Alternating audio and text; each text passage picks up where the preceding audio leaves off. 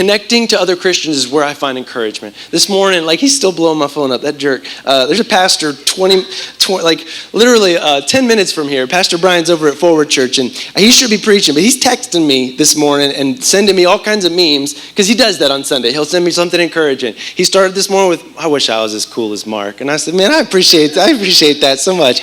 I was really cool 10 years ago, but I wish I could play guitar like you. I'm not going to tell you all the things we say to each other, all right? But like, we love each other, man. We encourage one another, because it's tough sometimes. And we get together for lunch at Los Amigos, and we eat all the chips, you know what I'm saying, all the enchiladas. We have a good time, and we encourage one another. And I make sure there are people in my life who are encouraging me, and it's because I'm connected to them. I don't just see them occasionally. Like, I make sure I have time for them. Brian's one of those people who's an encourager in my life, and that's what we find. We're connected to other believers. We find encouragement because they know what we're going through, and we're open with them. We're honest with them. We also find accountability. Like, when somebody's actually in my life, they can see the problems in my life. They can talk to me openly and honestly. Another one of my friends is Aaron. Aaron's not even in Hampton Roads. He grew up here. He moved to Nashville a long time ago. He's a youth pastor in Nashville. And when I'm over there, I make sure we spend time together. And even though we're a long ways apart, we probably see each other 5 times a year. And we make sure that when we see each other, like, we got hours. We'll go to a coffee shop. I'll hang out in his office. He'll hang out in mine. Like, we are going to spend lots of time together. About 1.5 years ago, we were just together, and Aaron popped some hard questions into my life. He said, I see some things that are a problem in you, Marc. You need to deal with these. You need to address these. And I'm just going to be 100% with y'all. If most people had said these things to me, I would not have responded with grace or love. But Aaron loves me, and he cares about me. He's known me since we were like 7 years old. He ain't trying to hurt me. He wants what's best for me. And more than he wants our church to thrive, more than he wants me to be a good preacher, Aaron wants to make sure I'm good with God, and I'm loving Jesus, and I'm a good husband to my wife, and I care for people, and I love people. And so he asked some hard questions.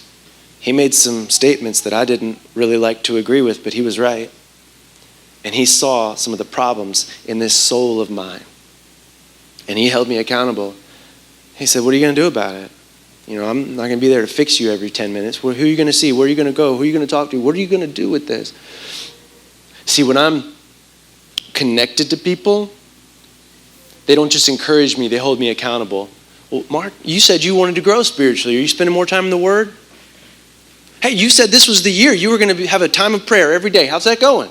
Just want to make sure you're holding up your end. Like, you're going to do what you believe God's calling you to. You said you're going to go on a missions trip this year. Like, this is your year. You're going to step out and really take something on. But encouragement's good and accountability is good, but those lead us to growth. And this is why we want to be connected to other people. We want to grow when we're around them. Last night I was around somebody that I really grew a lot when I was around them. I'm not around them as much anymore, but when I grew up, I was around Brian Corey all the time. He was my teacher, and he was our homeroom teacher, so I didn't have him for a lot of classes, but we had him first thing in the morning, and he taught me a lot of stuff, man. On the weekends, he'd hire some of us teenage boys to work on his rental properties, and I learned a lot about money. I learned a lot about finances. I learned a lot about real estate. I learned a lot about spiritual. I learned all these different things. I learned what it looks like to live for God, to love Jesus, to care for your family, to provide for your family. And he was just always this steady influence in my life. And he helped me grow. When I would have questions, I would go to him because I knew he cared about me. He loved me, and he had wisdom. He had knowledge. He was 10 years ahead of me. And so when I'm around him, I grow. I've learned things from him, learned how to install flooring from him, learned so many things that are not spiritual and spiritual from him. Why? Because I spent time with him.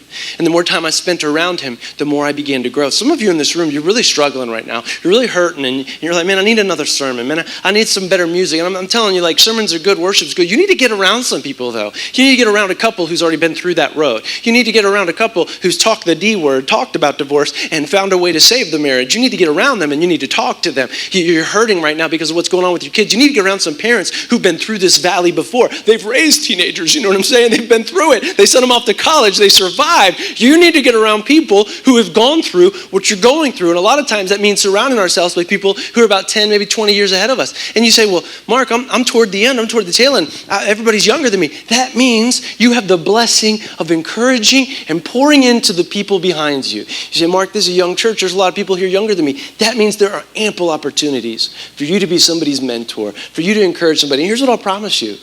Yes, they may be behind you in their marriage, but they may have been raised in church and you weren't. And so maybe you're helping them relationally, but they're helping you spiritually. And a connected life helps us grow in so many ways. It's that fertilizer, man. It's that injection of nitrogen that your grass needs, that your tree needs, that your plants, it just helps you grow in your walk with Jesus. But then the fourth benefit is where a lot of us want to start. And I want to say this. How dare we expect the fourth benefit without accountability, without encouraging others, without growing? But the fourth benefit is care and support. And that's kind of where a lot of us start. Well, I want to go to a group where they're going to take care of me, they're going to check on me, they're going to love me. I hope you're doing that for others too. I hope you are living that out. But I want to share with you what that looks like, what care and support looks like. We've got a lot of people in our church, man, they've been through some things this year, and their group has come alongside them. I think it was 5 or 6 weeks ago at the end of service, I didn't even know what was going on. Pastor Kevin was doing what he usually does, says, let's pray, says, hey, before I pray, I want y'all to know, one of our ladies went into labor this morning, and it is way early. Way too early. So we're going to pray. I came up to him after, I said, who was that? He told me, I said, oh no. Because they weren't far along at all. And so we began to pray, and their group began to reach out to them and care for them. And modern medicine is something, y'all. Like, they were able to wait, I think, another month, even though her water had broken, and induced later, and the baby is healthy, and they're still in ICU. They're still caring for that child, but now their group is coming alongside them, and that's what a connected life looks like. We're blessed, we're encouraged by the people around us. Last night, I was over at Kevin's house, and I used to love going over to Kevin's house. I used to love hanging out with that dude. But here lately, he's working on this project on his new house, and every time I go over there, I'm either painting or I'm installing flooring, and it is hot. That dude didn't turn the AC on. He's like, I don't have AC over here yet. I'm saving money. I was like, you're a jerk. I'm over here sweating. I think actually something's wrong. Something better be wrong with that air conditioning. If it's not. Anyways, we're over there helping. And I was looking around. There's some guys there who are in Kevin's men's group. There's some dudes who are in the parenting group that Kevin and Beth hosted at their house. And they're all just there, and I've seen these guys work on projects for each other. I've seen them work on projects together here at the church, and man, they were getting a lot done. They were supporting one individual and what they were trying to accomplish, and man, it was great. It was a lot of fun. Brian was there, the guy I mentioned earlier. He's Kevin's brother-in-law, and we had a good time just hanging out and doing some work, and you don't get that if you're not connected. You know what I'm saying? You know why Brian was there? Because he's Kevin's brother-in-law. He loves him. You know why I was there? I'll make this clear. Not because I'm Kevin's pastor. It's like, don't call me with... I was there because I love Kevin. Like, he's my bro. You know what I'm saying? I will go paint at his house. I'm not coming to your house to paint. Like, it was 100%. This is not happening.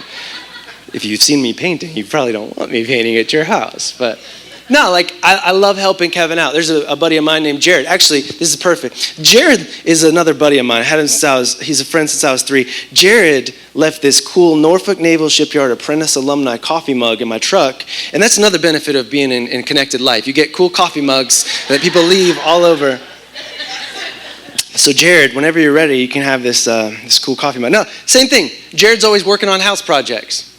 When Jared calls me, I'm coming. You know why? Because anytime I have a project, Jared's there. You know why? Because we're connected. We love each other. We care about each other. And by the way, dudes don't say that enough. I love Jared. I love Kevin. These are my guys. I love helping them.